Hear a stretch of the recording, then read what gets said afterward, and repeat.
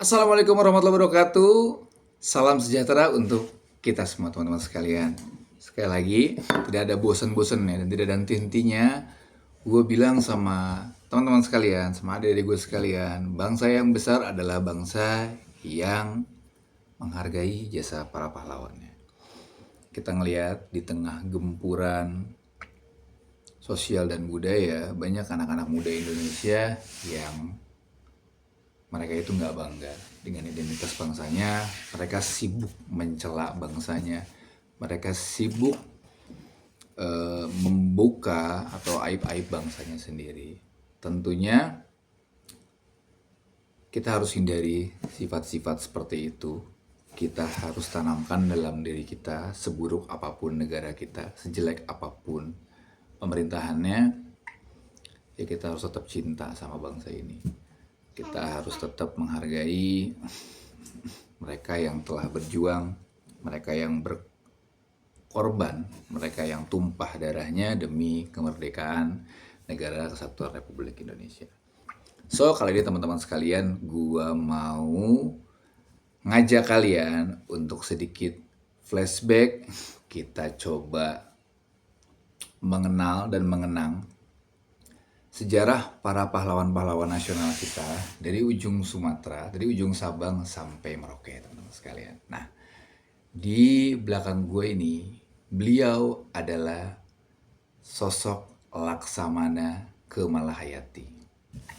Satu-satunya Laksamana muda pertama di dunia yang mempunyai kontribusi yang luar biasa bagi bangsa Aceh khususnya.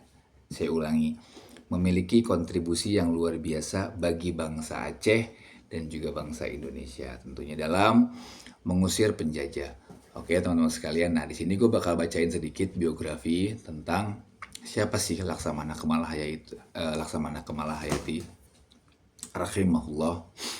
Baik teman-teman sekalian, pertama nama lengkapnya adalah Laksamana Kemalahayati, sering juga dipanggil Malahayati. Tahun kelahirannya itu sekitar tahun 1550 Masehi. Tempat kelahirannya ya di Aceh Besar, di Kesultanan Aceh di Sumatera. Beliau adalah keturunan bangsawan, ayahnya adalah Laksamana Mahmud Syah, kakeknya dari pihak ayah Muhammad Said Syah adalah putra dari Sultan Salahuddin Syah. Dan pendidikan dan awal karir beliau teman-teman sekalian, dia nih dibesarkan di lingkungan Istana Aceh. Jadi emang darahnya darah biru, darah bangsawan teman sekalian, dengan tradisi militer dan maritim yang kuat. Nah, beliau ini mempelajari ilmu perang, strategi laut, pelayaran, dan taktik-taktik militer di Akademi Militer Kesultanan di Akademi Militer Kesultanan Aceh yang disebut dengan Ma'had Baitul Maqdis. Waktu itu ya. Jadi sekitar tahun 1585, sekitar usia 35 tahun, beliau mulai memegang jabatan dalam struktur pemerintahan Aceh. Kepala Barisan Pengawal Istana Rahasia dan Panglima Protokol Pemerintah di masa pemerintahan Sultan Alauddin Riayat Syah Al-Mukammil. Nah, beliau ini perjuangannya dan prestasi militernya luar biasa teman-teman sekalian. Beliau mendapat julukan Laksamana karena perannya sebagai Panglima Angkatan Laut perempuan pertama di dunia. Luar biasa nggak nih? Doi, beliau nih, Masya Allah. Dan beliau adalah founder dari pasukan Inong Bale. Teman-teman sekalian, kalau ada yang tahu tentang Inong Bale, orang Aceh, saudara-saudaraku dari bangsa Aceh, pasti kalian tahu tentang pasukan Inong Bale. Pasukan Inong Bale ini adalah pasukan perang yang anggotanya seluruhnya perempuan yang statusnya adalah janda, para prajurit yang gugur melawan Portugis maupun Belanda ketika menginvasi Aceh ketika itu. Nah, Inong Bale dipersiapkan dan dilatih menjadi pasukan tempur laut yang sangat-sangat tangguh. Jadi konflik dan pertempuran-pertempuran penting yang dilakukan oleh Laksamana Kemalahayati itu adalah ketika tahun peristiwanya tahap melawan Portugis ya, di Teluk Haru, pertempuran Teluk Haru dekat Selat Malaka sekitar tahun 1586. Jadi ketika armada Aceh mencoba mencegat kapal-kapal Portugis waktu itu, pasukannya dipimpin Suami Malahayati yang kemudian qadarullah harus gugur dalam pertempuran tersebut.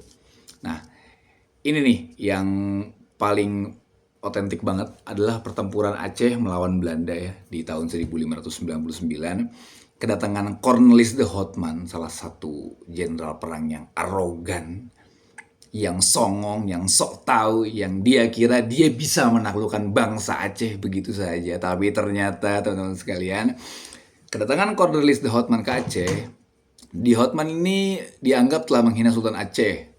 Lalu Inong Balai di bawah pimpinan Kemal Hayati itu menyerang kapal Belanda, teman-teman sekalian. Nah, keberhasilannya adalah Belanda kalah ketika itu. Dan yang kerennya, tau gak apa? Cornelius de Houtman itu dibunuh dalam duel one by one atau duel 1 lawan 1 di atas kapal oleh Laksamana Kemal Hayati rahimahullah. Dan kemenangan ini memperkuat posisi Aceh dalam mempertahankan jalur perdagangan dan keamanan lautnya. Ya, jadi kalau kalian main ke Aceh, aku doakan kalian ada rezeki untuk bisa main ke Aceh. Di Aceh itu di sebelah Museum Tsunami, sebelah kiri, itu ada makam Belanda, itu luas banget. Ada ribuan kuburan Belanda, tentara Belanda khususnya. Dan itu membuktikan bahwasannya ketika Belanda coba masuk mau nginvasi Aceh, yang mereka dapatkan adalah perlawanan yang keras dari rakyat dan bangsa Aceh ketika itu. Buktinya mereka nggak tembus. Berapa puluh tahun mereka coba untuk menginvasi bangsa Aceh, tapi yang ada mereka hanya mengantar nyawa mereka ke Aceh. Nah, balik lagi ke beliau, Laksamana Kemal Hayati, tahun kematiannya, wafatnya ini terdapat beberapa versi. Salah satu yang sering disebut adalah 30 Juni 1606. Ada juga versi yang menyebut tahun 1615 sebagai tahun wafatnya. Nah, lokasi wafatnya beliau rahimahullah ini adalah di Tanjung Krueng Raya, Kesultanan Aceh, dan dikuburkan di Krueng Raya, Lamreh, Aceh Besar. Dan gue berharap banget gue bisa ziarah ke makam beliau ketika nanti gue ada rezeki untuk bisa berangkat ke Aceh. Dan legacy dan penghormatan, beliau ini diakui secara resmi oleh pemerintah Negara Kesatuan Republik Indonesia sebagai pahlawan nasional Indonesia oleh pemerintah Indonesia. Dan namanya beliau ini, Laksamana Kemal Hayati, namanya diabadikan di berbagai tempat, seperti kapal perang TNI Angkatan Laut, ada KRI Malahayati, ada pelabuhan di Aceh, dan lain-lain. UNESCO dalam sidang umum ke-42 menetapkan hari lahir Kemal Hayati sebagai perayaan internasional. Ada beberapa catatan kritis dan catatan historis teman-teman sekalian. Beberapa elemen cerita tentang Laksamana Kemal Hayati didasarkan pada tradisi lisan serta sumber belakangan dan tidak semua rincian memiliki dokumentasi kontemporer yang kuat. Jadi aku berharap untuk teman-teman bangsa Aceh, teman-teman yang ada di Aceh, jika kalian memang memiliki dokumentasi yang resmi, yang lengkap, yang detail secara historis tentang beliau rahimahullah, tentang Laksamana Kemal Hayati, boleh dong di-share ke kita agar jadi knowledge bagi kita, bagi para anak muda khususnya ya, agar mereka mengenal sejarah para pejuang dan para pahlawannya. Gitu teman-teman sekalian. Ya, mungkin ini dulu yang aku bisa sampaikan sekilas tentang Laksamana Muda yang mulia Laksamana Kemal Hayati. Oke, sekali lagi teman-teman sekalian, jangan pernah lupa akan jasa para pahlawan yang telah memerdekakan Negara Kesatuan Republik Indonesia. Itu teman-teman sekalian. Kita akan lanjut karena di video berikutnya masih di Aceh, masih dari Aceh, masih seputaran Aceh juga. Karena Aceh ini adalah bangsa yang luar biasa memiliki kontribusi bagi kemerdekaan Negara Kesatuan Republik Indonesia, teman-teman sekalian. Kita akan bahas di video selanjutnya apa saja kontribusi-kontribusi bangsa Aceh yang mulia, bangsa Aceh yang luar biasa memberikan kontribusi yang besar bagi kemerdekaan Negara Kesatuan Republik Indonesia. Tetap semangat teman-teman sekalian, jangan pernah benci dengan negara kalian, jangan pernah benci dengan bangsa kalian. Kalian harus tetap bangga, kita harus tetap bangga dengan identitas kita sebagai warga negara Kesatuan Republik Indonesia. Oke teman-teman sekalian, aku minta maaf kalau ada salah-salah kata, kalau ada salah dokumentasi atau salah data. Tolong kalau misalnya ada yang memiliki data yang valid tentang Laksamana Kemal Hayati, boleh dikirim ke aku untuk kita sharing lagi teman-teman.